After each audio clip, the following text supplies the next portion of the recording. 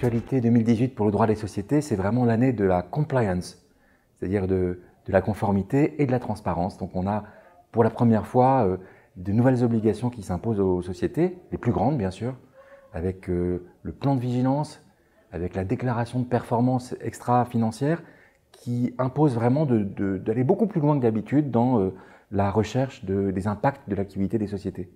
Et puis pour toutes les sociétés, donc même les plus petites, il y a une grande nouveauté, c'est la déclaration du bénéficiaire effectif. Et donc il faut remonter toute la chaîne de contrôle de la société pour déclarer à l'administration qui sont les personnes qui détiennent effectivement le contrôle de la société.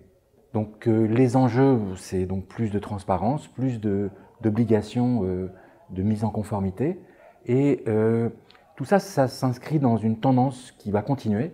C'est celle de prise en compte de l'activité, des impacts de l'activité des sociétés sur leur environnement.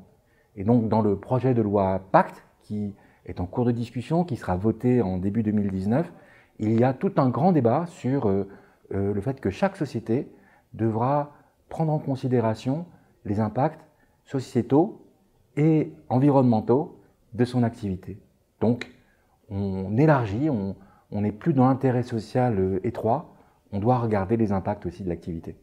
On peut dire aussi qu'il y a quand même quelques mesures de simplification qui vont s'appliquer, notamment les seuils pour la certification des comptes qui seront plus élevés, donc moins de sociétés seront obligées d'avoir un commissaire aux comptes et toute une série de simplifications bienvenues également qui permettront d'alléger un peu les contraintes administratives.